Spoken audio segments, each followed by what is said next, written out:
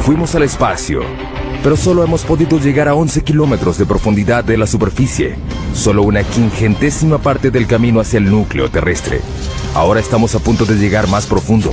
Haremos un viaje al corazón del planeta para alcanzar la última frontera, donde los árboles se abren camino a través de rocas para encontrar agua, donde formas extrañas de vida habitan ambientes mortales y se construyen rascacielos sobre la arena, donde las minas alcanzan el tamaño de una ciudad y donde fuerzas enormes siguen dándole forma a la Tierra. Acompañaremos a científicos, ingenieros y aventureros mientras investigan, exploran y desafían los misterios que yacen debajo. Viaje al centro de la Tierra. Para llegar al centro de la Tierra, hay que hacer un viaje de 6.437 kilómetros a través de los 3 distintos estratos subterráneos. El primero es la corteza terrestre, un estrato superficial y frágil que tiene 32 kilómetros de profundidad. Imagínense que la Tierra fuera un huevo cocido. Los continentes son 3 veces más delgados que la corteza de este huevo y la corteza oceánica es aproximadamente 10 veces más delgada. La corteza contiene muchas cosas en una profundidad relativamente somera. Zonas de carbón, agua, sal, oro, plata y petróleo que se solapan. Lo interesante de vivir en la superficie terrestre es que sembramos las cosas o las extraemos de minas. Muchas de nuestras cosas provienen del subsuelo de diversas maneras. Bajo la corteza yace un estrato más grueso, el manto, un estrato de roca fundida turbulenta de 2.897 kilómetros. Por dentro, el planeta es una región de roca caliente que hierve a temperaturas y presiones que nadie se puede imaginar. A más de 3.871 grados, el manto se agita constantemente y fractura la corteza que está arriba en placas gigantes denominadas placas tectónicas. A diferencia de los otros planetas, las placas le dan forma a la Tierra. Al moverse unos centímetros al año, las placas se incrustan o se separan dando resultados espectaculares. Tenemos volcanes que hacen erupción en la superficie y terremotos, pero logramos sobrevivir en un equilibrio muy delicado. Los volcanes son una fuente increíble de riqueza y de fertilidad. Los volcanes traen nutrientes y materiales frescos a la superficie terrestre. De ahí obtenemos suelos frescos y buenos. De allí provienen nuestros recursos minerales. Ahí se forman. A 2.897 kilómetros bajo el núcleo externo, el hierro fundido es la clave de nuestra supervivencia. Es un campo magnético del ancho de la Tierra que nos protege de la radiación solar. Necesitamos el campo magnético de la Tierra debido a la violencia intensa de nuestro Sol. Finalmente llegamos al núcleo interno, el ambiente natural más mortal de la Tierra. Al llegar al centro de la Tierra, la presión es 3.6 millones de veces mayor a la de la superficie. Es suficiente para reducir este granito a la mitad de su volumen. Nuestro increíble viaje comienza a unos pocos centímetros debajo de nuestros pies. Si peláramos el estrato más superficial de la Tierra, encontraríamos el mundo de los insectos. El de las hormigas es el más amplio. Este podría ser un hormiguero grande. Las hormigas han construido un sinfín de hormigueros debajo de la superficie de cada continente, excepto en la Antártida. Pueden ver las hormigas que salen de la parte superior. Algunas de ellas transportan algo que parece larvas. Las hormigas han estado aquí desde hace 120 millones de años. Precedieron a dinosaurios como el Tiranosaurio Rex. Compartieron la Tierra con el Estegosaurio y el Triceratops. Superan a los humanos en una proporción de 140.000 a 1. No conozco a ningún otro insecto social que se haya extendido tanto. Es una sociedad que se extiende a lo largo de porciones enormes del ambiente terrestre del planeta. Las hormigas son rápidas. Su velocidad es equivalente a la de un humano que corre a 64 kilómetros por hora. Son fuertes. Pueden alzar 20 veces su propio peso. Es como si un hombre adulto alzara un auto. Sin embargo, lo que más hacen es construir hormigueros. Aunque sorprendente, es una tarea vital para los humanos. Los hormigueros ayudan a que el aire y el agua penetren el suelo y lo mantienen fresco y fértil.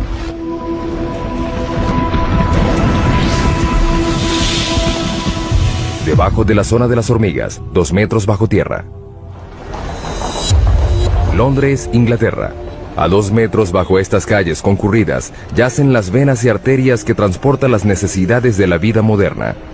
45.000 kilómetros de gasoductos, 30.500 kilómetros de cables eléctricos, 64.300 kilómetros de cloacas y el lugar de descanso final para millones de personas.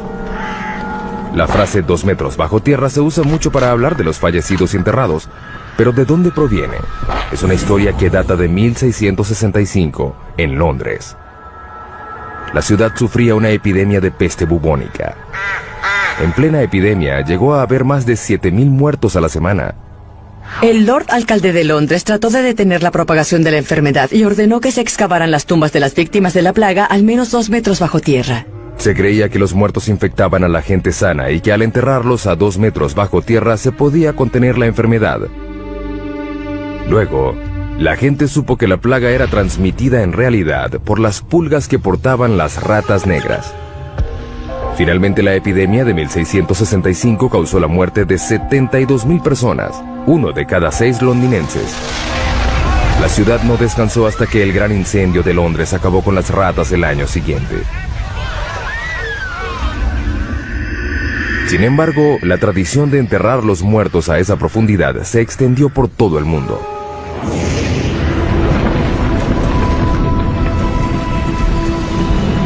Seguimos bajando. Hemos dado otro pequeño paso en nuestro viaje al centro de la Tierra, 5 metros bajo tierra. Solo una criatura puede vivir a esta profundidad. En estos túneles habita el perro de la pradera, el animal excavador que habita más profundo en el mundo, un animal que tiene un impacto sorprendente en nuestro ecosistema. Los adultos solo miden 30 centímetros de largo y pesan 1,5 kilos, pero son literalmente máquinas excavadoras bajo tierra. Excavan empujando la tierra con sus patas, pateándolo. También usan su cabeza como un martillo neumático. Es muy divertido. Las madrigueras tienen hasta 5 metros de profundidad y más de cientos de metros de longitud. Son más grandes que un campo de fútbol. Además son muy complejas. El diseño tiene un sistema sofisticado de aire acondicionado. Hay 2 entradas a diferentes alturas que crean un vacío parcial, que hace que el aire entre por la entrada más baja y salga por la más alta. Es un sistema de madriguera muy complicado. No creo que se haya encontrado otro animal que tenga un sistema de madriguera tan complicado como este. Estas pequeñas criaturas tienen una importancia increíble para otros animales. Muchos animales dependen de los perros de la pradera para su supervivencia. Por ejemplo, estas madrigueras tienen un efecto significativo en la manera como el agua y los nutrientes circulan a través del ecosistema de las praderas. Ese pasto es más nutritivo. Las praderas se benefician de la presencia de estos perros. Sus excavaciones le llevan aire al suelo y su excremento ayuda a fertilizarlo. En el siglo XIX había más de 400 millones de perros de la pradera, pero los granjeros los consideraban alimañas y los eliminaban. Hoy quedan menos de 100 millones. Es una mala noticia para las áreas donde habitan. No son realmente parte del sistema de las praderas como lo eran hace 200 años, porque no hay suficientes para que tengan el impacto que se necesita para atraer a los búhos de madriguera o al bisonte. Por un lado, no son animales en peligro de extinción, pero las praderas, como deberían ser y como fueron hace 150 años, sí están en peligro. La próxima parada en nuestro viaje es a 15 metros de profundidad. En muchos lugares del mundo desaparecen las formas de vida superiores a esta profundidad. El suelo da paso a la roca. Comenzamos a encontrar carbón. El carbón se formó hace 300 millones de años. Fue un proceso que ocurrió una sola vez. El clima era más caliente y más húmedo que el actual. En las regiones ecuatoriales de la Tierra predominaba un pantano gigante. Los árboles caídos y la vegetación se descomponían en el suelo cenagoso y los sedimentos superiores los comprimieron en rocas. Hoy, el carbón genera 1/3 de la electricidad mundial. Se producen 7 millardos de toneladas al año. Los campos de carbón más grandes del mundo están en China, Rusia y los Estados Unidos. El estado de Pensilvania produce el 1% del suministro mundial. El pueblo de Centralia en Pensilvania una vez tuvo 1.500 habitantes. Era una comunidad idílica de un pueblo pequeño. Podrías ir de un lado a otro y conocer a todos. Es un buen estilo de vida. Hoy es un pueblo fantasma por culpa de un accidente inesperado. En 1962 incendiaron a propósito la basura en un relleno sanitario al lado del cementerio del pueblo. Querían limpiar el vertedero del pueblo, incendiaron la basura y el incendio se extendió por una abertura en este laberinto de unas minas profundas de carbón que habían sido abandonadas. El incendio alcanzó una profundidad de 15 metros y se extendió por 2 kilómetros cuadrados.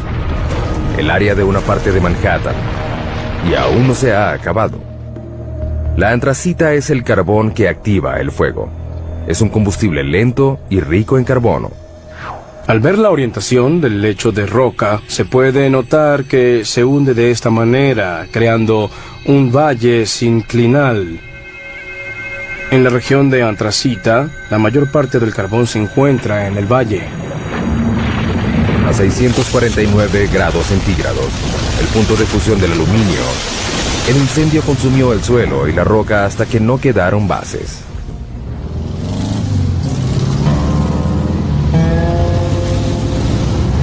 Lo que una vez fue la avenida Locust, la vía principal de Centralia, es en la actualidad una sección de una autopista rural. Es difícil imaginar que esto fue una vez el centro de un pueblo. En esta fotografía vemos cómo era Centralia antes. Estamos en lo que era la estación de servicio de John Coddington. Ese árbol muerto de allá es el mismo de la fotografía. Las calles estaban llenas de casas, unas al lado de la otra. Todo eso desapareció, la naturaleza reclamó lo suyo y ya no queda casi nada del antiguo pueblo. Esta casa en la avenida Locust, enfrente de la estación de servicio, pertenecía a Bob Gadinsky. En 1977, mi esposa y yo adorábamos esta casa. Era una comunidad muy unida. Como ven, ya no queda nada más que un monte lleno de maleza. Con el pasar de los años, el incendio creció. Se hizo más fuerte y se avivó. Quemó el paisaje y chamuscó los árboles desde abajo. Aparte del calor y el humo, el fuego despidió un gas nocivo al igual que lo hace hoy en día.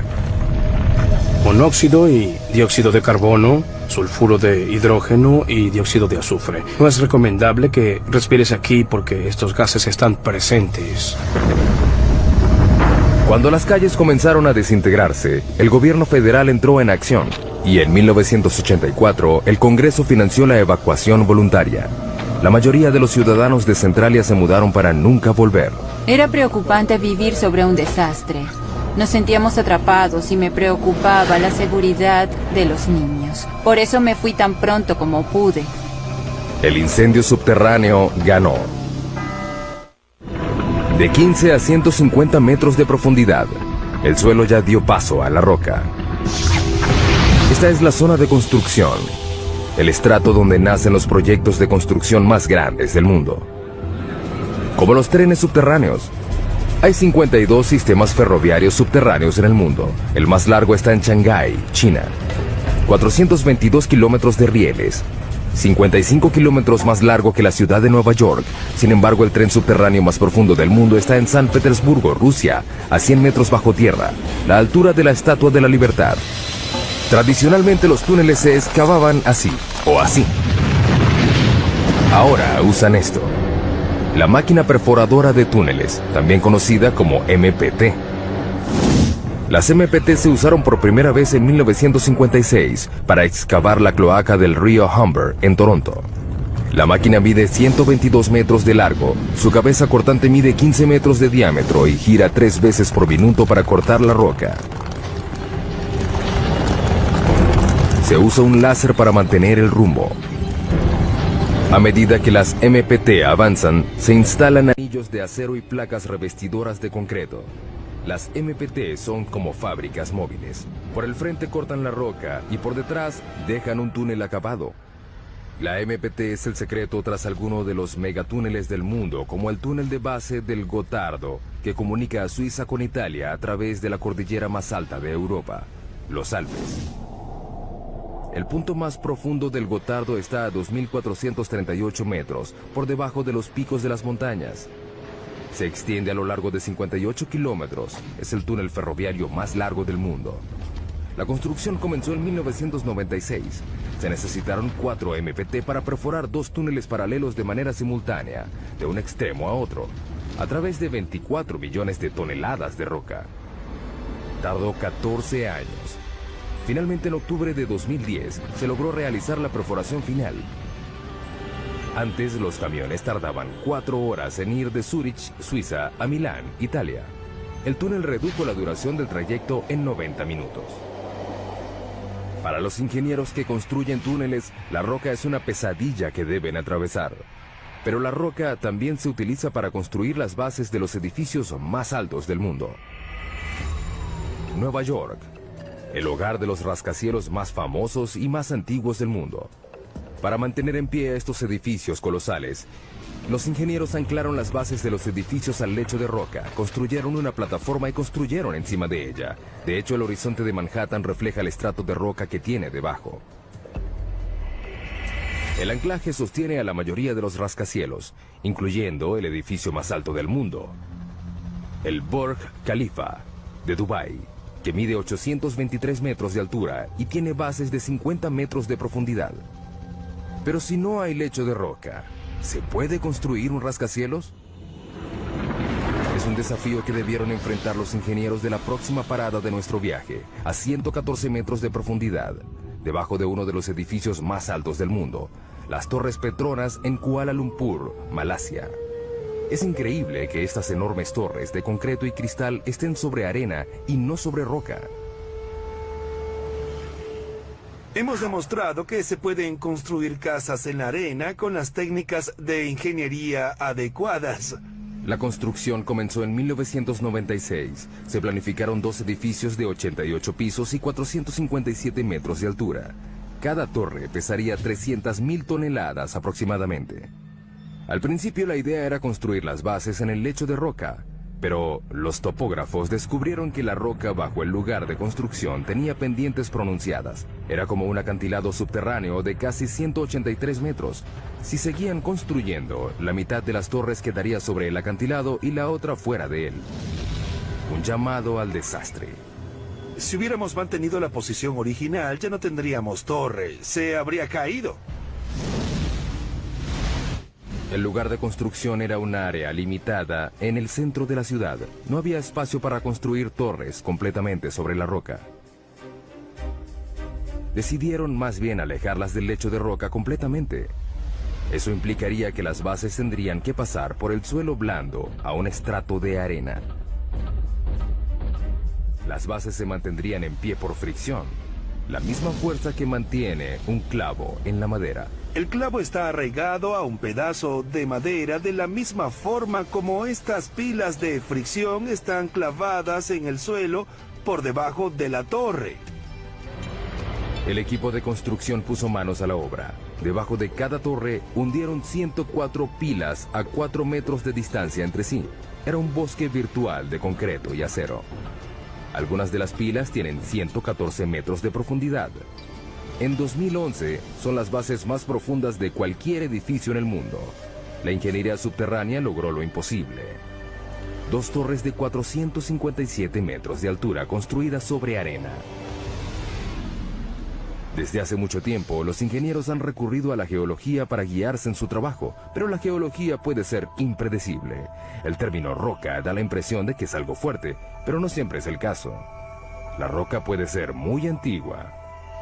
Esta roca tiene 1.6 millardos de años. Pero también puede ser vulnerable a un elemento muy simple: el agua de lluvia. A lo largo de millones de años, el agua de lluvia que cae sobre la roca hace que se deforme y se agriete. Estas fracturas pueden ser enormes. Aquí hay una gigante que se extiende por toda esta roca. Finalmente, el agua crea cavernas en las rocas por las que llega a inmensos lagos y ríos subterráneos. Más abajo, el agua satura la roca como una esponja. De hecho, puede haber entre 5 y 10 océanos de agua dentro de las rocas de la Tierra. El 99% del agua dulce líquida del mundo yace en el subsuelo. Las reservas más grandes están en China, Rusia, África y Estados Unidos. El acuífero Ogallala es el más grande de Estados Unidos. Se extiende desde Nebraska hasta Texas. Abarca 450.650 kilómetros cuadrados, el área de Suecia, y alcanza 150 metros de profundidad. Pero en muchos lugares del mundo, el agua subterránea se está acabando. Esto quiere decir que la gente, los animales y las plantas deben ir cada vez más profundo para obtenerla. La próxima parada de nuestro viaje es la raíz más profunda de un árbol a 122 metros de profundidad. Mpumalanga, Sudáfrica. En un precipicio ubicado sobre las claves de Eco, hay un pequeño bosque de higueras que tienen 150 años. Estas higueras han superado 2 retos: crecer sobre roca y sin ninguna fuente aparente de agua. Parecen sacados del Señor de los Anillos. Las raíces y las rocas no se mezclan. Los árboles normalmente crecen en suelo fértil. Sin embargo, el clima de este lugar es árido. Durante la mitad del año no llueve. Las higueras necesitan hasta 23 litros de agua diarios para sobrevivir y romperán las rocas para encontrarla. Las raíces de los árboles están programadas genéticamente para saber que hay agua debajo de ellas. La punta de la raíz segrega un lubricante llamado mucílago que suaviza el recorrido de la raíz. A medida que crece, la raíz explora la roca en busca de grietas y puntos débiles. Las higueras dependen de una sola raíz para encontrar agua. Esta llega muy abajo. La pregunta es, ¿qué tan abajo? Nos deslizamos hacia las profundidades de la Tierra. Cuanto más abajo, más duro es el camino. Es increíble lo que hace la madre naturaleza, solo para encontrar agua. Pero la raíz de la higuera es escurridiza. Esperemos encontrar algo más adelante. Finalmente, Burroughs encuentra algo. ¡Oh, al fin! A 37 metros de profundidad vemos la primera señal de una raíz de higuera real. La raíz tarda 70 años en llegar tan profundo. Una vez que encuentra humedad, termina su viaje. La raíz se encuentra en el fondo a 122 metros de profundidad. Estamos viendo la raíz más profunda que conozca el mundo. Está bombeando agua debajo de mi mano mientras nosotros conversamos. La está bombeando hacia la higuera. Hasta la superficie. Hemos pasado por mamíferos subterráneos, túneles hechos por el hombre y las raíces más profundas hasta llegar a la zona mineral. Las rocas están conformadas por minerales. El hombre ha explotado la riqueza mineral de la Tierra por más de 40.000 años. Pero ¿qué hacemos cuando una mina llega al final de su vida útil? Algo completamente inesperado, como lo demuestra nuestra siguiente parada en el descenso al centro de la Tierra. Sala, Suecia, 152 metros de profundidad. En 2006, los suecos convirtieron una antigua mina de plata en una de las habitaciones de hotel más profundas del mundo. Está amoblada en plata con un comedor exclusivo. Sin embargo, el baño más cercano está en la superficie. La temperatura ambiente es de unos fríos 4 grados. La mina de plata que aloja esta habitación fue clausurada en 1908. Durante 400 años, los mineros extrajeron 40.000 toneladas de roca, casi toda a mano. En el siglo XIX, esta era la mina más importante de Suecia. Hoy en día, la herencia que dejaron los mineros se puede apreciar en los túneles y cavernas que se extienden en la oscuridad por 20 kilómetros. La idea de la habitación de hotel surgió a partir del interés turístico creciente en la mina. La gente viene para dar un vistazo al pasado. La plata es de hace 4.600 millones de años, es decir, del origen del sistema solar. Se formó a partir de partículas minerales despedidas al espacio por estrellas que explotaban. Estas partículas fueron atrapadas por el remolino de polvo de los embriones planetarios. Se fundieron con el agua y el calor subterráneo. Hoy se extraen en Australia, China, Europa y América 20.000 toneladas de plata al año. En Sala, el agua que ayudó a crear la plata una vez sigue ahí. La mitad de la mina está llena de agua. Cuando la mina funcionaba, había bombas para controlar el agua de lluvia que se filtraba. Ya no se hace. Esta sección inundada de la mina contiene unos 5 millones de litros. Suficiente agua para llenar 25.000 bañeras. Marco y Tatia Ranisto reservaron la habitación subterránea para celebrar su 15º aniversario de bodas. La idea fue de Tatia. Quiero darle una gran sorpresa y algo especial. Gracias. El elevador tarda 4 minutos y medio a una velocidad de 60 centímetros por segundo para llegar a la habitación a 152 metros de profundidad. Marco empieza a vacilar. Estoy nervioso. Estaré bajo tierra solo. Bueno, casi solo. Estaré ahí. Los Ranisto llegan a su destino. Oh.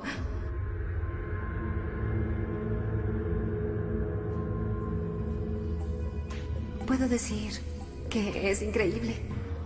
Marco seguía inquieto cuando se sentaron a cenar. Solo me falta el valor para dormir aquí. Al final logra pasar la noche. Una noche inolvidable. El agua subterránea es el agente principal de cambio en el subsuelo. No solo reacciona químicamente con los minerales, sino que también crea minerales como la plata. El agua puede derretir la roca, literalmente. Ciudad de Guatemala, 2010. Un temblor repentino hace que la mampostería se derrumbe. Cuando el polvo se despeja, solo queda un hueco gigante de 30 metros de profundidad y 20 metros de ancho. Desapareció una cuadra completa. La ciudad de Guatemala está construida sobre caliza porosa. El agua subterránea puede disolver la roca y dejar una capa superficial frágil que puede ceder sin ninguna advertencia. Es increíble que el colapso solo ocasionara una muerte. Sin embargo, fue la segunda dolina más grande en 3 años en esta ciudad. Las dolinas son aterradoras y a veces mortales. Sin embargo, algunas de ellas pueden proporcionar una gran cantidad de datos científicos. Próxima parada de nuestro viaje, también en América Latina. A 335 metros de profundidad. El Zacatón, México. Es una dolina llena de agua donde no hay lugar para la vida. Bajo esta superficie apacible no hay aire. Pero en este lugar vive una forma de vida, los microbios, y son muy extraños. Todas las bacterias y materia biológica deben sobrevivir en un ambiente anaeróbico que origina formas de vida extrañas. En 2006, la NASA envió un equipo a estudiar los microbios del Zacatón. El primer paso fue descubrir cómo era el interior de la dolina. No sabíamos cuán grande era ni cómo era. Era algo completamente desconocido.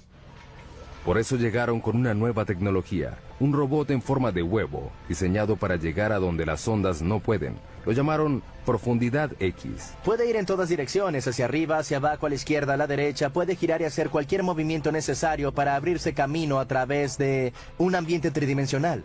Profundidad X mide 2 metros de ancho y 1,5 de profundidad.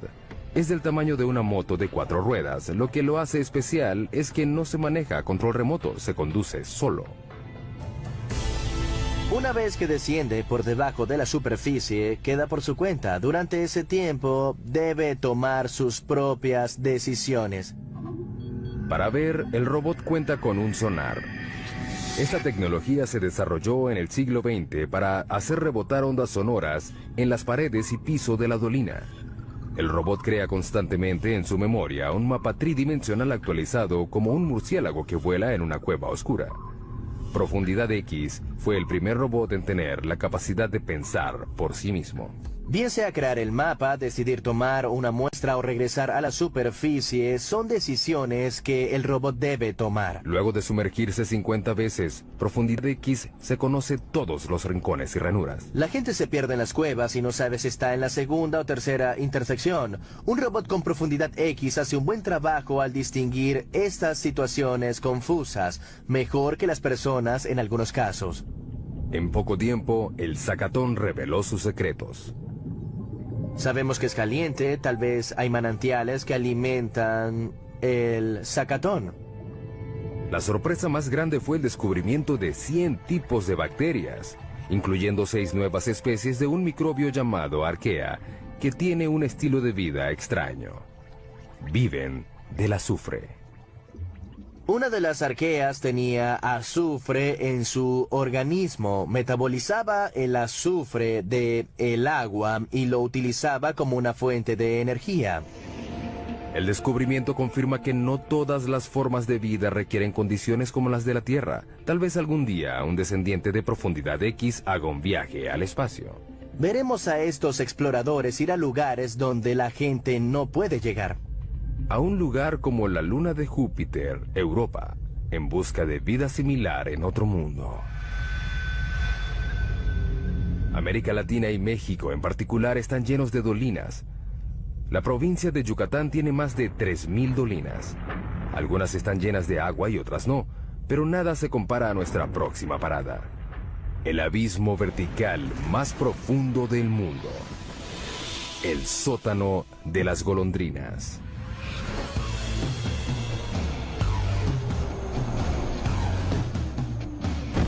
Para cierto tipo de paracaidistas, este lugar representa un reto único. Te paras en el borde, miras hacia abajo y te lanzas. Sientes una corriente de aire.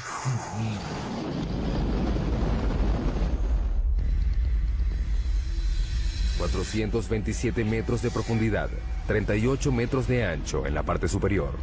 Se extiende a lo largo de 2,5 hectáreas. Este abismo tiene las mismas dimensiones del edificio Empire State. El sótano de las golondrinas recibe este nombre por las aves que anidan a lo largo de las paredes del lugar. Millones de ellas vuelan en espiral al amanecer y regresan al atardecer. Lo que para las aves es fácil, es muy difícil para un paracaidista. Todo depende de la posición y la precisión en el tiempo. Los paracaidistas corren el riesgo de desorientarse en el subsuelo. Cuando saltas al subsuelo, hay paredes que te rodean. Siempre tendrás paredes alrededor. El paracaidista tiene 6,5 segundos para alar el cordón. Si lo hace muy tarde, el paracaídas no tendrá tiempo para desplegarse. La velocidad de caída es de 37 metros por segundo. Caer al suelo a esa velocidad es como chocar contra una pared en un auto que va a 130 kilómetros por hora. ¿Qué hacen a la hora de regresar? Nos enganchamos a una cuerda de extracción que está atada a un cabrestante. Podemos sacar a 2 paracaidistas en 10 minutos y repetimos el proceso. Seguimos descendiendo al centro de la Tierra y ahora buscamos minerales. Nuestra próxima parada es la mina de sal más grande del mundo que está en Ontario, Canadá. La mina de Sifto, ubicada a 549 metros de profundidad. La sal es un tipo de roca compuesta de sodio y cloro. Es lo que queda de los océanos antiguos que cubrieron una vez la Tierra y se evaporaron a raíz del cambio climático. Un adulto promedio necesita consumir una cucharada de sal al día para evitar enfermedades, caer en coma e incluso evitar la muerte. Por eso no nos debe sorprender que las primeras minas de sal se abrieron hace 14.000 años en lo que hoy en día es Austria. Los mineros extraen 260 millones de toneladas de sal al año en todo el mundo. Los yacimientos más grandes de sal están en China, Rusia y Canadá.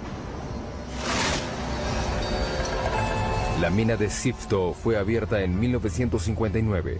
Está ubicada a 500 metros por debajo del pueblo de Goderich, Ontario, y se extiende por debajo del lago Huron.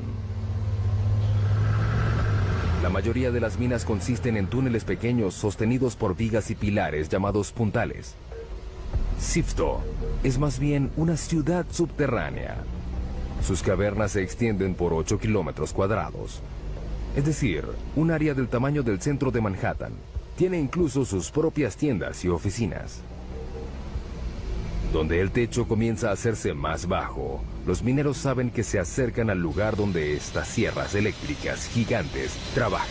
Abrimos túneles de 4 metros de alto y 18 de ancho.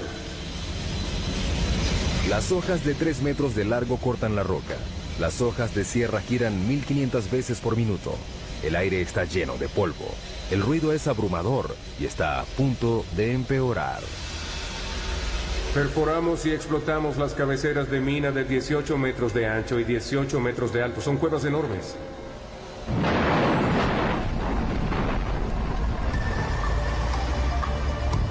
Camiones gigantes transportan la roca recién cortada a la mandíbula de un triturador hambriento. Los camiones descargan la roca a una velocidad de 10 veces por hora, 24 horas al día, 7 días por semana.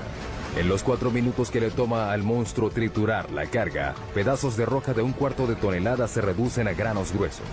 La correa transportadora la lleva a compensación y descarga.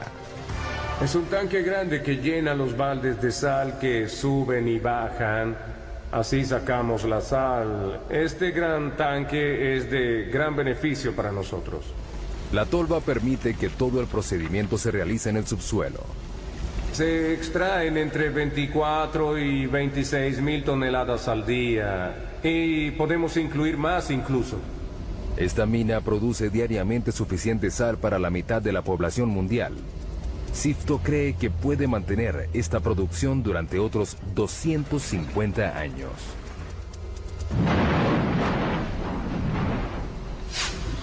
Ahora iremos 183 metros por debajo de la mina de Sifto, a otra mina de sal, en Sondershausen, Alemania.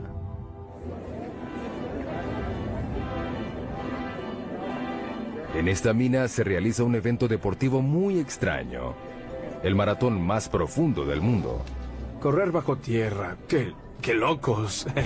Correr en un maratón subterráneo es una experiencia muy diferente a correr en la superficie. No te sientes libre. En el bosque se siente el viento, pero en el subsuelo no. Las condiciones son extremas. Por ejemplo, la temperatura. Por cada 18 metros que bajas en la corteza, la temperatura sube 1 grado. La razón de esto se remonta a hace 4.600 millones de años, al origen de la Tierra. La mezcla de los remolinos de gases y de partículas que formaron el planeta tenía polvo cósmico radioactivo. Cuando se comprimió en roca, liberó su energía radioactiva como calor y aún lo hace. Trabajar en esas condiciones es muy difícil, pero correr es peor. A una profundidad de 732 metros, los atletas deben tolerar una temperatura de 27 grados. Hace mucho calor. Estamos cerca del infierno. 40% de humedad. El aire no es fresco. Ese es el mayor problema.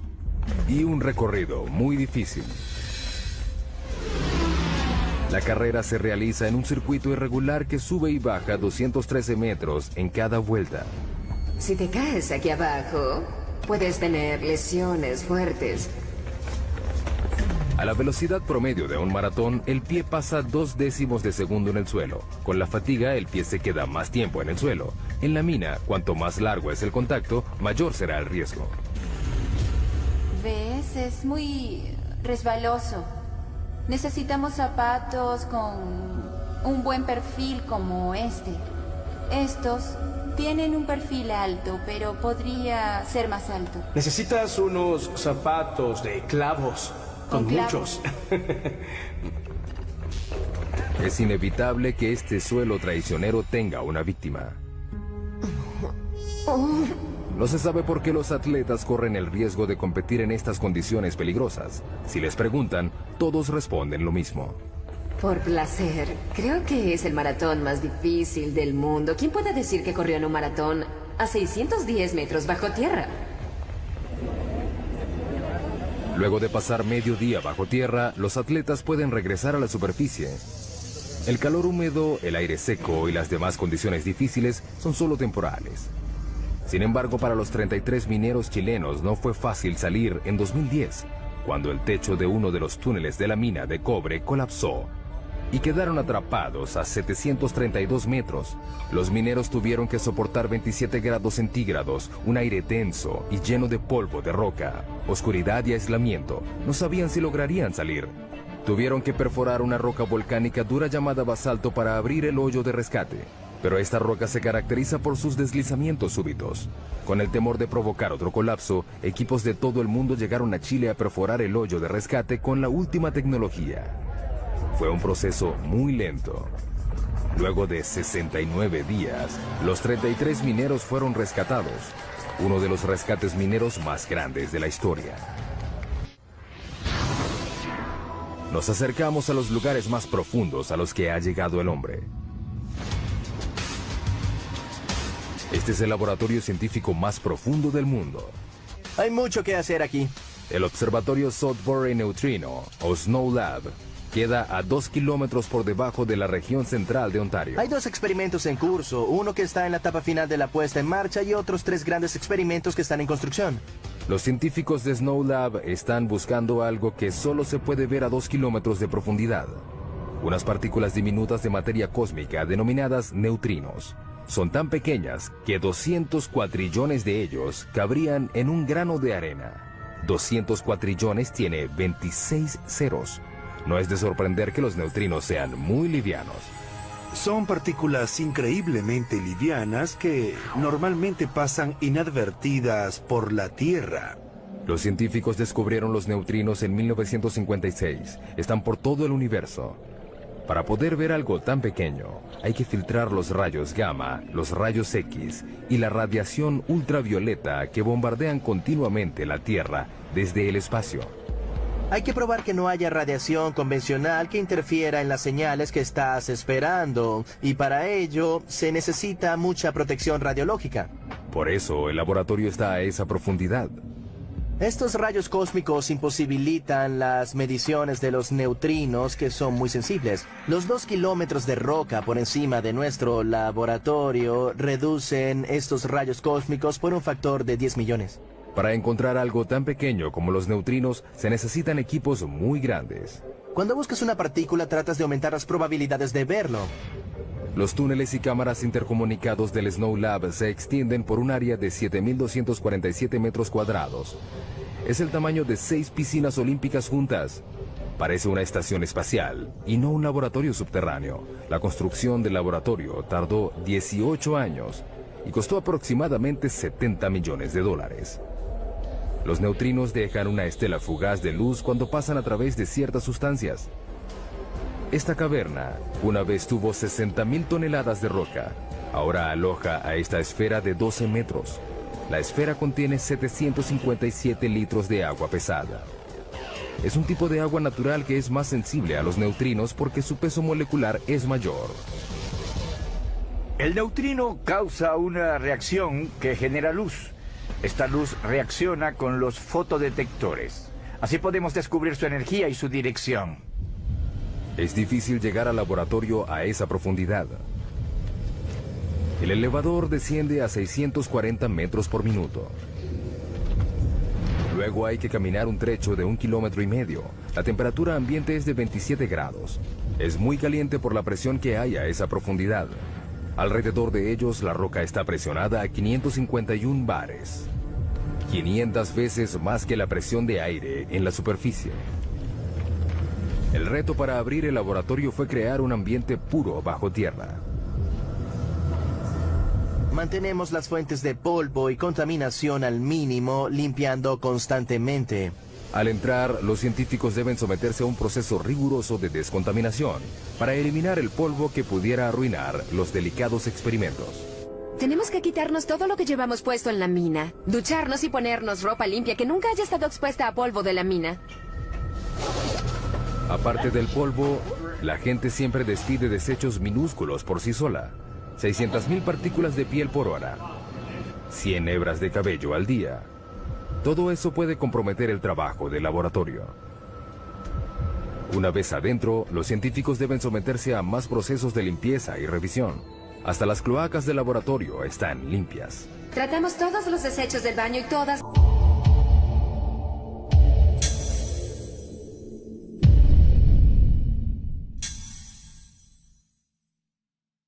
nuestras aguas residuales que provienen de la lavandería y las regaderas. Tienen bacterias especiales que reducen los desechos de manera orgánica y ni siquiera huelen. Nos gusta pensar que tenemos los inodoros más profundos del mundo. Es una comodidad que les agradaría a los exploradores subterráneos de nuestra siguiente parada en el viaje al centro de la Tierra. La madre de todas las cuevas a 2 kilómetros de profundidad.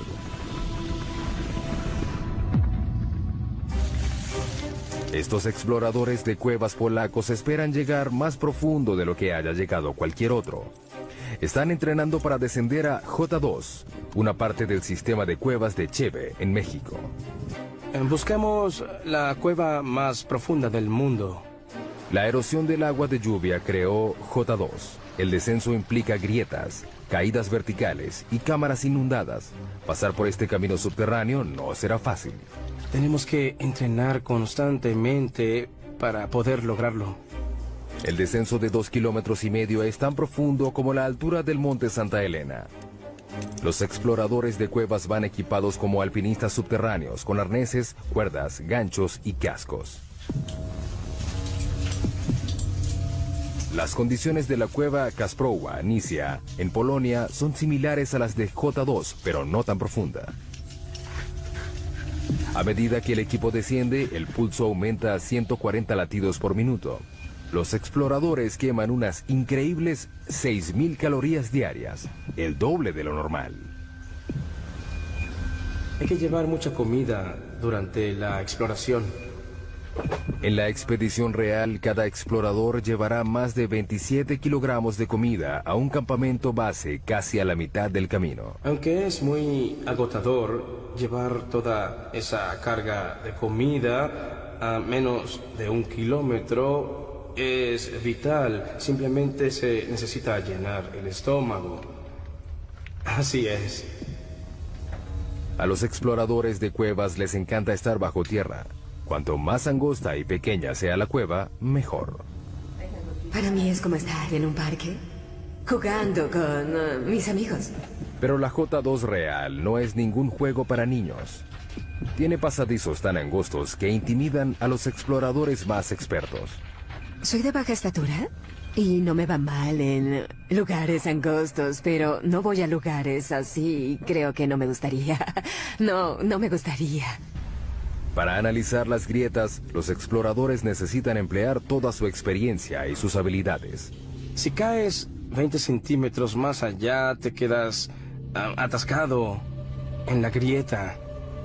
Sería fatal, porque los rescatistas no pueden llegar tan profundo. El descenso continúa. Los exploradores siguen adelante. Vas a lo profundo. A medida que vas descendiendo, debes olvidarte de salir. Debes seguir adelante. El mayor reto de J2 es el agua. La cueva desciende a través de una serie de cámaras inundadas llamadas sumideros.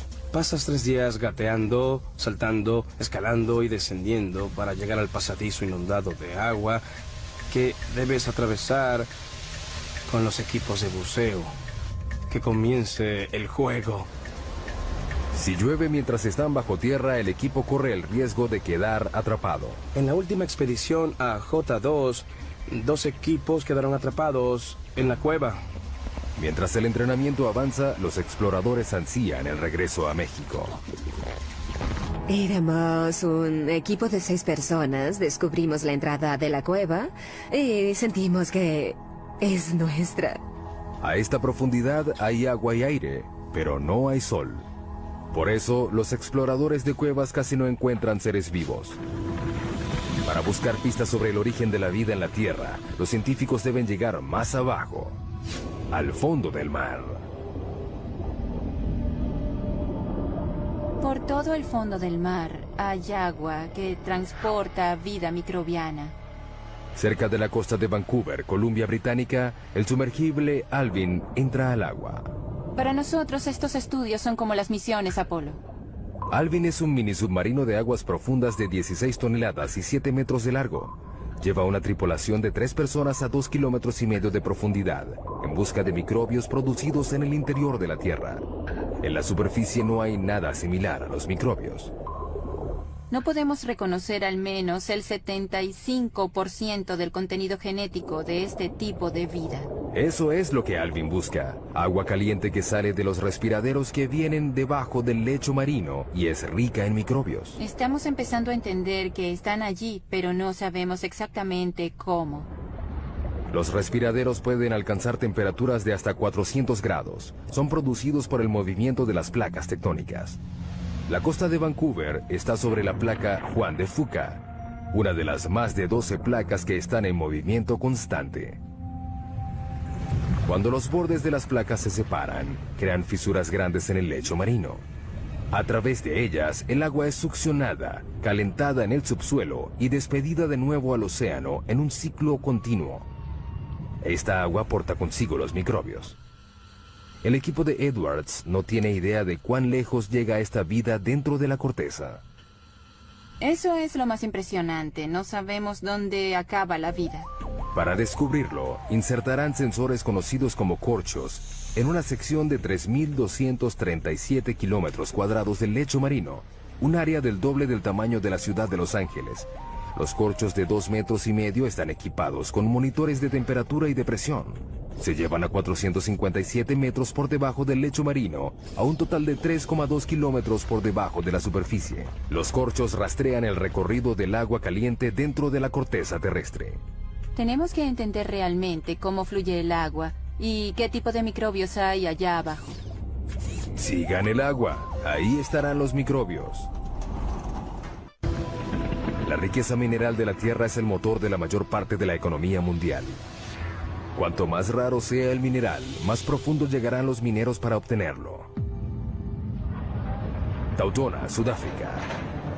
Para llegar a la mina más profunda del planeta, los mineros deben viajar por 3,8 kilómetros durante 1 hora a una velocidad de 16 metros por segundo. Están buscando oro. Está compuesto de polvo cósmico al igual que la plata, pero es más extraño. Se han explotado menos de 200,000 toneladas de oro desde los primeros registros históricos. Tautona produce 12,5 toneladas al año, lo que representa la mitad de la oferta del oro actual.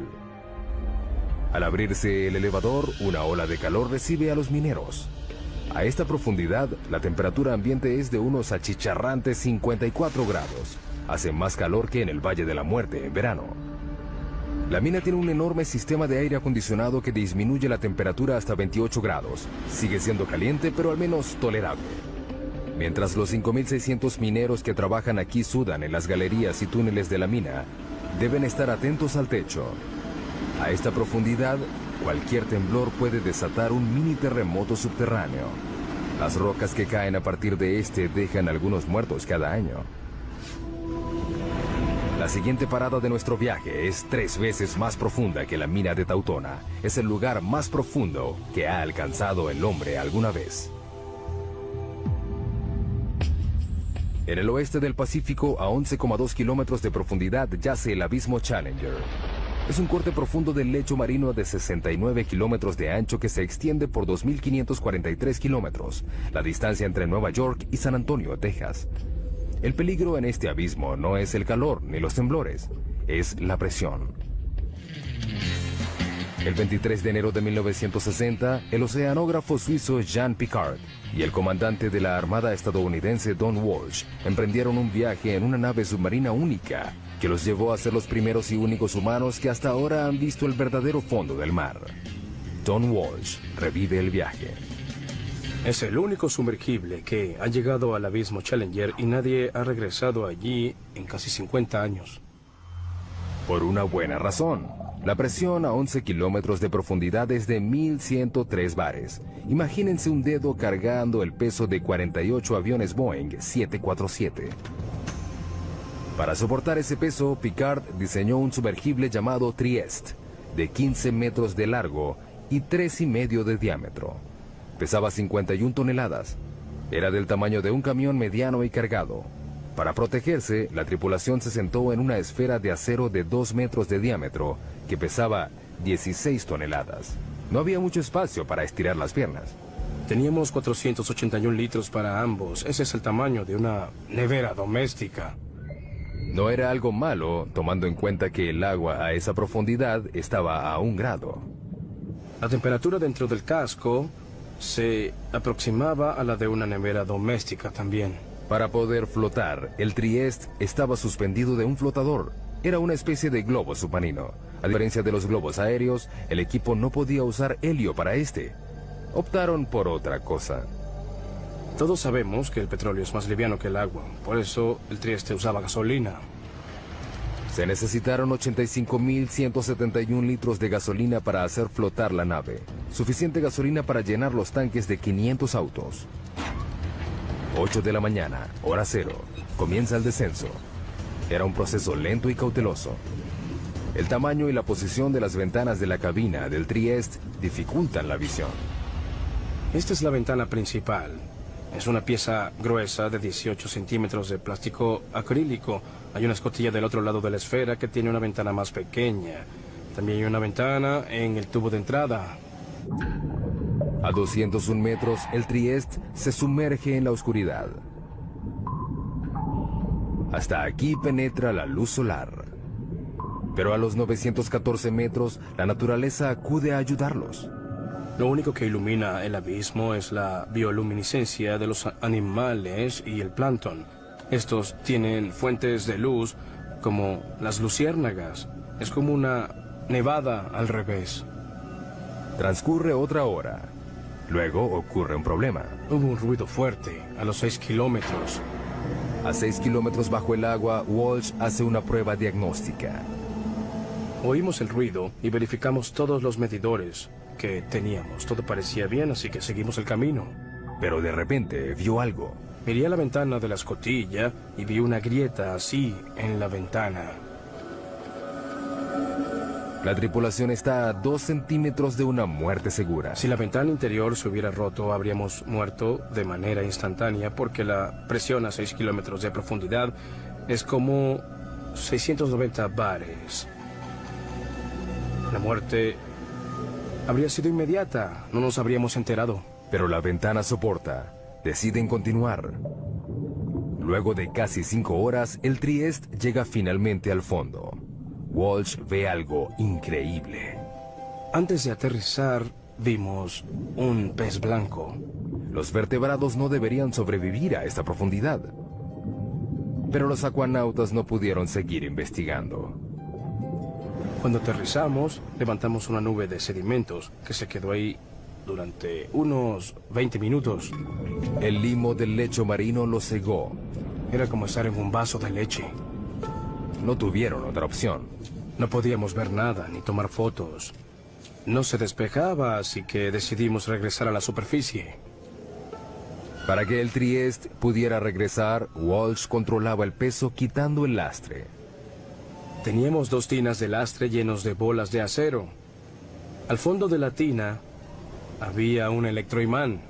Las esferas seguían en la tina cuando el imán estaba encendido. Al quitarles la electricidad, salían. Con el movimiento de un interruptor, el Trieste inició su ascenso a la superficie y a la historia. 11,2 kilómetros es el límite de la exploración humana. Estamos a 1/3 de nuestro viaje a través de la corteza terrestre. El hombre se retira y entran las máquinas. Todos los científicos usan herramientas que les permiten explorar sitios a donde no han llegado.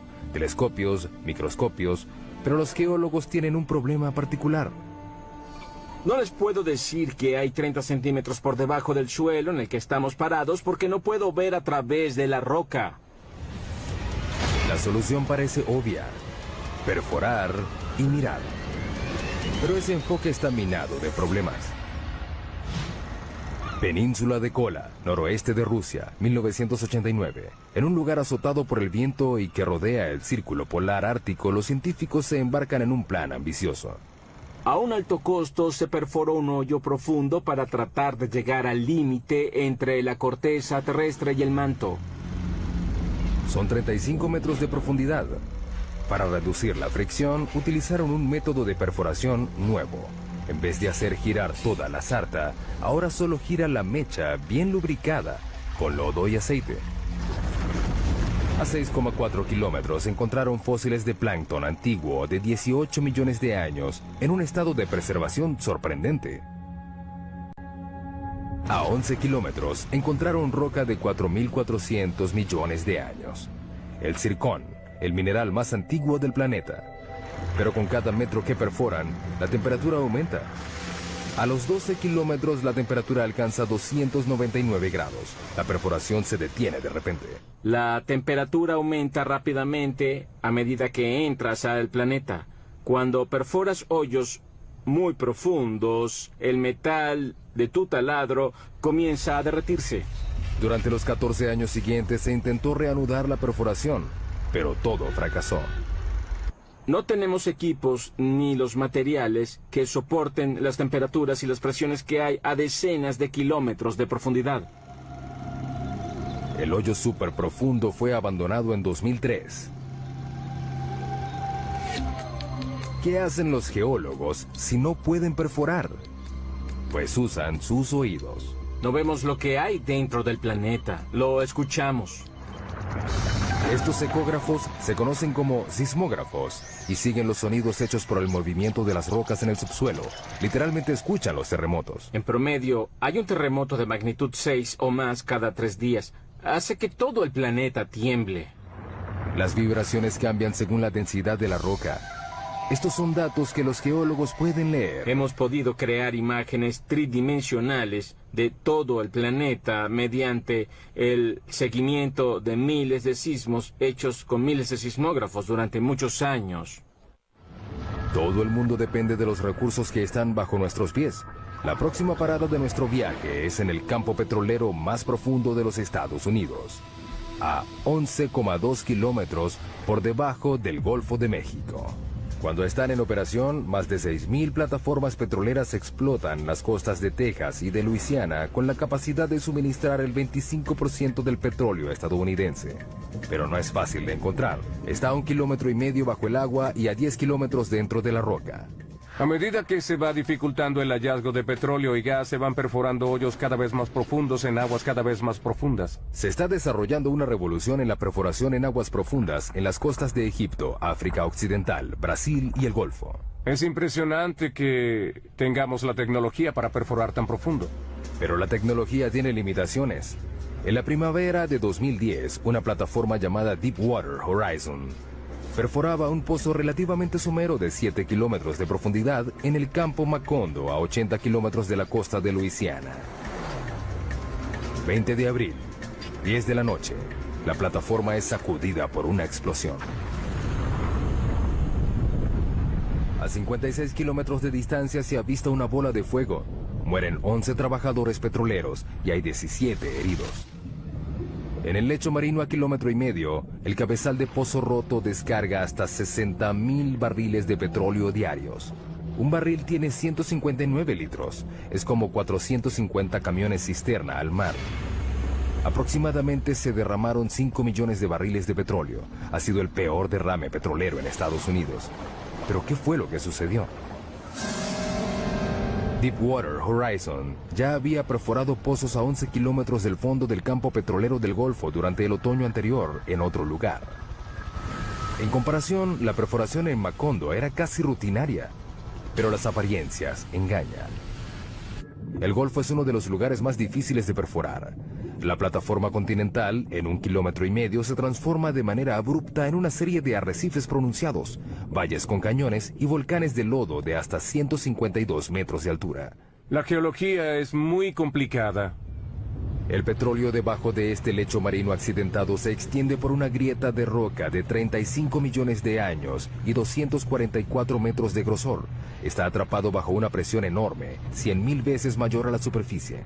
El peso de la roca superior presiona hacia abajo. Eso aumenta muchísimo las presiones en el fondo del pozo.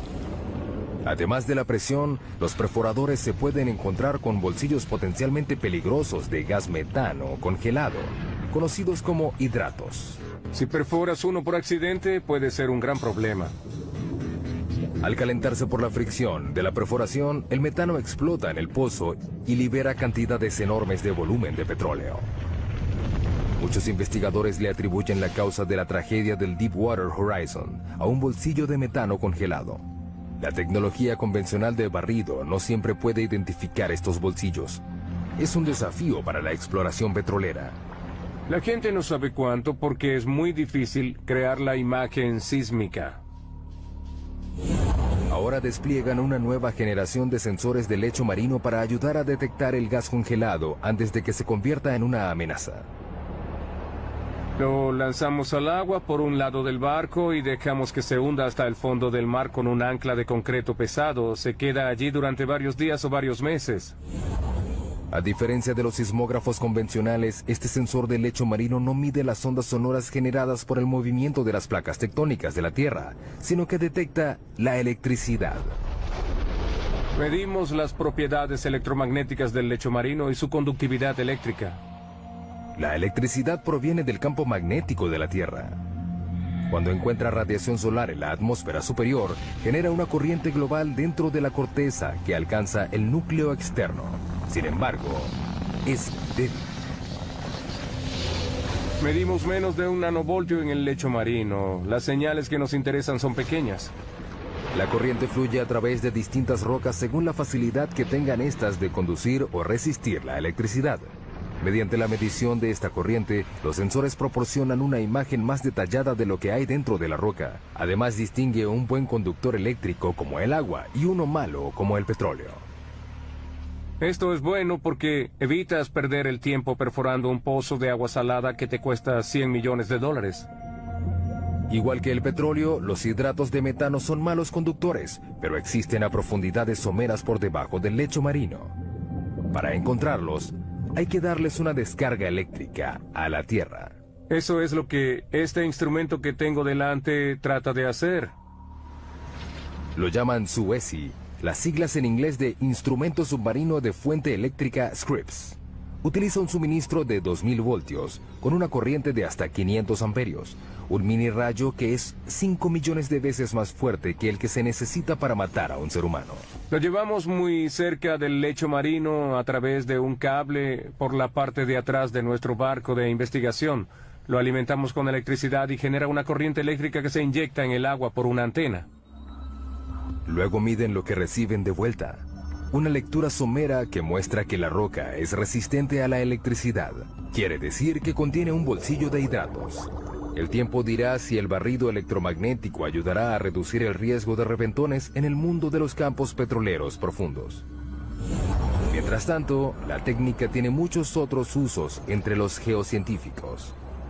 Es como poder ver dentro de un plato de sopa hirviendo y saber a dónde va todo. Y revela muchas cosas sobre el movimiento de rocas en el interior profundo de la Tierra. Con las imágenes de alta resolución de estos sismogramas, podemos detectar los detalles de lo que sucede dentro del planeta. Algo inimaginable hace 10 o 20 años. Estamos casi a la mitad de nuestro recorrido a la corteza. Casi 5 kilómetros más profundo que cualquier humano haya llegado. No es un lugar amigable. Aquí la roca está a 482 grados, suficiente para derretir el vidrio.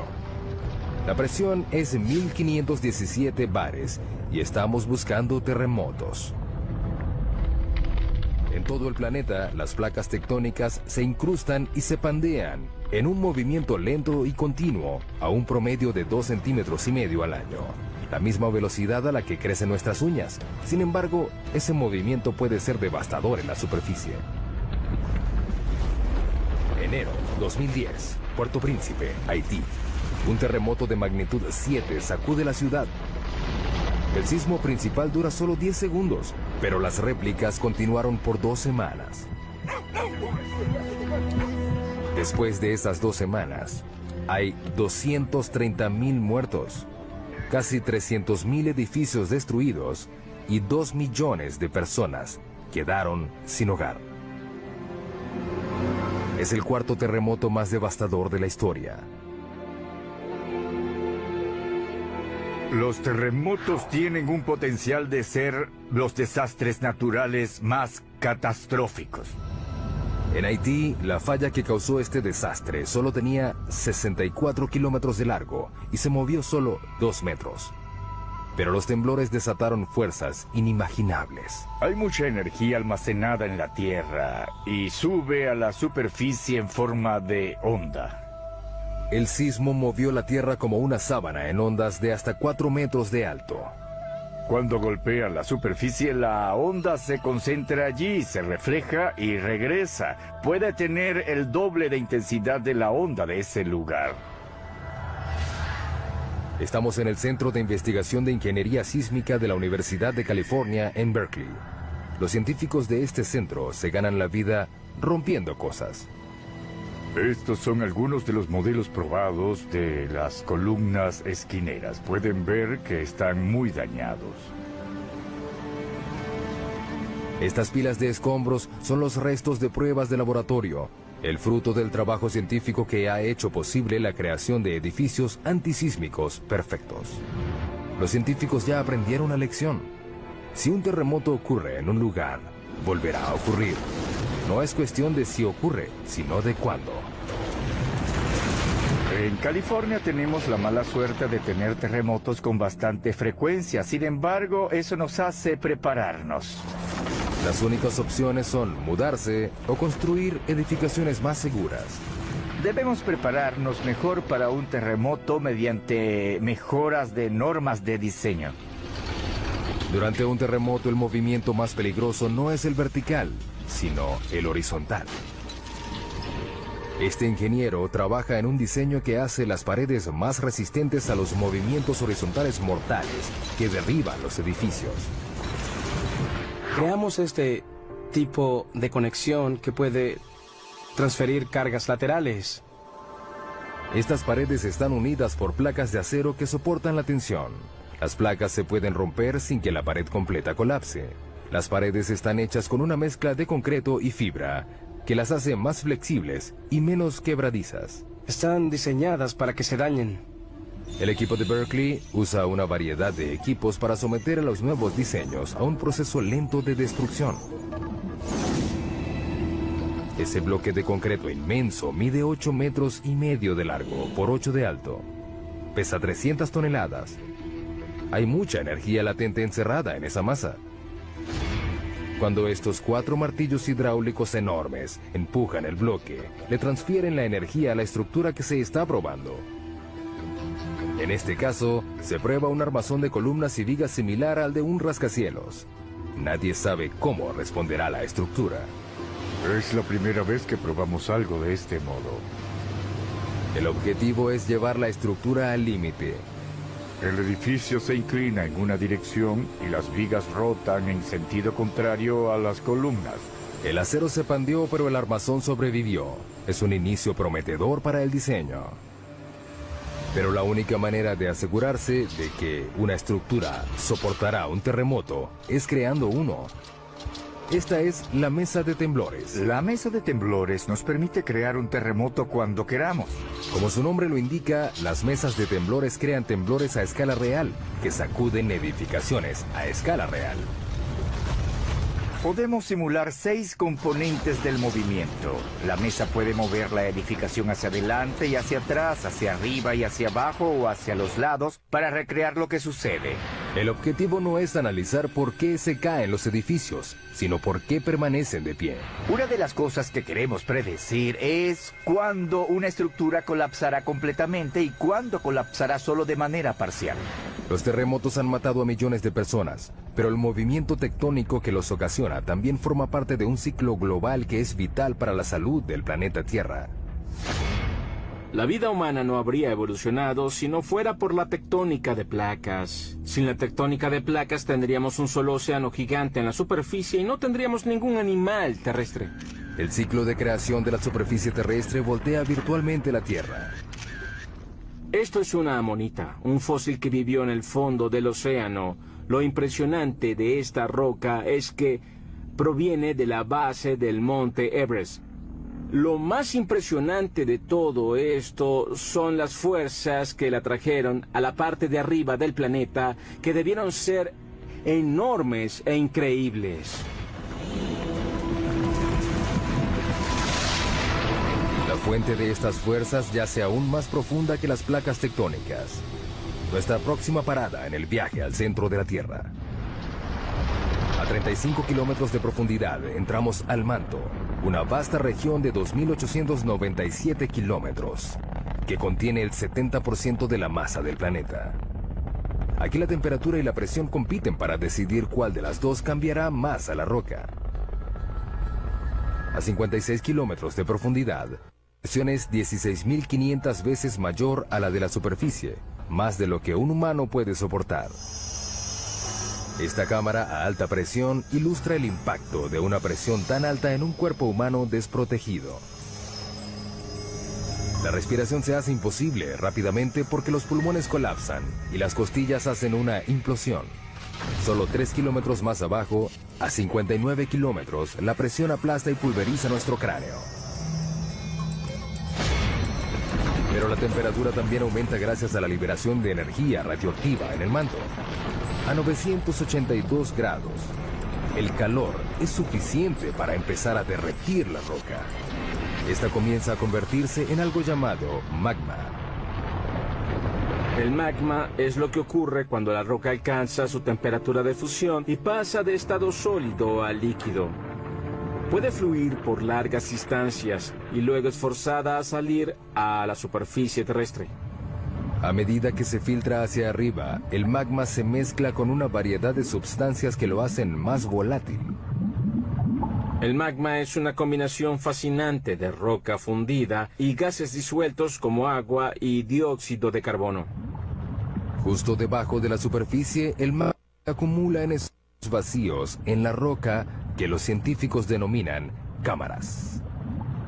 La cámara más profunda que se haya detectado está a 34 kilómetros por debajo de Oahu, Hawái. La mayoría está a 10 kilómetros de profundidad. Las cámaras se llenan lentamente de magma. A medida que aumenta la presión bajo tierra, el magma es forzado a salir hacia la superficie. Con el tiempo llegan al punto de explosión y causan las erupciones volcánicas. Una de las imágenes más potentes del interior de la Tierra es esos lugares donde el interior se vuelve superficie, como en los volcanes. 500 millones de personas en todo el mundo viven cerca de un volcán. Una sola erupción puede resultar catastrófica. Los volcanes pueden borrar en un momento lo que ha tomado decenas de millones de años en crearse. Las erupciones ocurren sin advertencia, su temperatura es mayor a 500 grados y son prácticamente indetenibles. Abril 2010. El volcán Eyjafjall hace erupción en Islandia. Liberó 99 millones de metros cúbicos de ceniza volcánica, suficiente ceniza para llenar 40.000 piscinas olímpicas. Una nube de cenizas de 9 kilómetros de alto se liberó. Se esparció por 1.800.000 kilómetros cuadrados, un área más grande que Alaska. La erupción hizo que se suspendieran los vuelos en el hemisferio norte durante 6 días que dejaron varados a más de 1 millón de pasajeros diarios. Los servicios normales tardaron un mes en reanudarse. En nuestro viaje al centro de la Tierra, nos acercamos al núcleo externo, una zona de 2.100 kilómetros de hierro fundido, atrapado entre el manto y el núcleo interno sólido. Para llegar aquí, hemos viajado a través de agua y roca, combatido con la temperatura y la presión, y revelado los secretos subterráneos que le dan forma a nuestras vidas. Pero nos queda un misterio por resolver. ¿Qué hace que la Tierra sea magnética? El campo magnético de la Tierra se extiende por 72.400 kilómetros en el espacio. Este protege al planeta de la fuerza completa de la radiación solar. Una sola erupción solar que dure 2 horas esparce 10.000 millones de toneladas de partículas radioactivas. Son suficientes para darle electricidad a Estados Unidos durante 10.000 años, o para evaporar nuestra atmósfera. Sin el campo magnético que las desvía, las partículas solares extinguirían la vida en la Tierra. Necesitamos el campo magnético de la Tierra debido a la intensa violencia de nuestro Sol.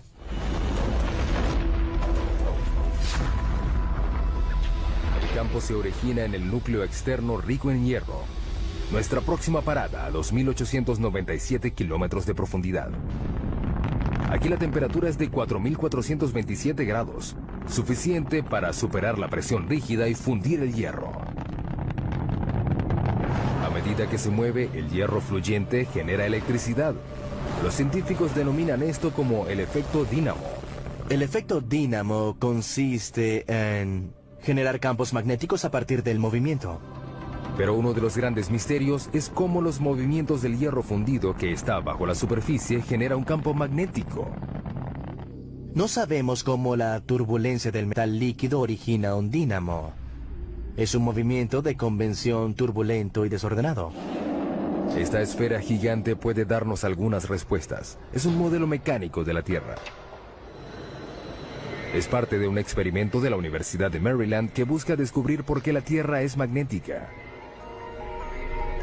La esfera tiene 7 metros de ancho, pesa 23 toneladas y rota a una velocidad máxima de 130 kilómetros por hora. Tratamos de obtener velocidades tan altas como sea práctico, para así intentar simular las condiciones del planeta. El núcleo externo está hecho del mismo material de la esfera, el hierro, un buen conductor eléctrico. El núcleo interno ya es magnético, pero es débil. Nadie sabe exactamente por qué, pero al igual que un dínamo gigante, la corriente que se mueve a su alrededor crea un campo magnético. Por supuesto, Lathrop no puede reproducir las condiciones reales del núcleo externo. No podemos ir al núcleo, por eso no podemos ver directamente qué sucede. Pero cree que puede aproximarse. Debe llenar la esfera de 3.220 metros cúbicos de un líquido. Hasta ahora solo ha usado agua, pero ha planificado usar sodio líquido hirviendo. El sodio es inflamable, debemos manejar los riesgos de incendio con cuidado. Pero es lo único aparte del hierro fundido que puede hacer el trabajo.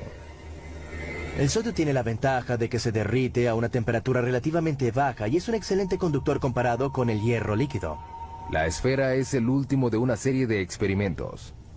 Comenzamos construyendo experimentos del tamaño de la mano, que luego pasaron al tamaño de una pelota de básquetbol y luego del tamaño de, no sé, una pelota de medicina. Es el más grande hasta ahora, pero al igual que el campo magnético de la Tierra, nadie sabe cómo funcionará el experimento. Ninguno de los experimentos previos generaban su propio campo magnético. Ahora tenemos todos los ingredientes que se necesitan para un dinamo.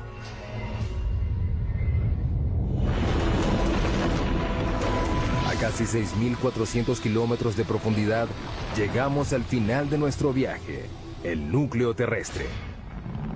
Es una masa de hierro de 2.400 kilómetros de ancho y un área superficial un poco mayor a la de América del Sur. La temperatura de este lugar no es tan caliente como la de la superficie solar, pero el peso de todo el planeta presionándolo hace que el hierro permanezca rígido. La presión es muy intensa, es 3,5 millones de veces más que la presión de la superficie. La misma convección que ayuda a generar el magnetismo también empuja el calor hacia la superficie, enfriando el núcleo en el proceso. A medida que la temperatura cae, el núcleo se solidifica lentamente. Un día no habrá suficiente roca fundida para crear un campo magnético. Pero el sol se apagará y destruirá la Tierra antes de que ese día llegue.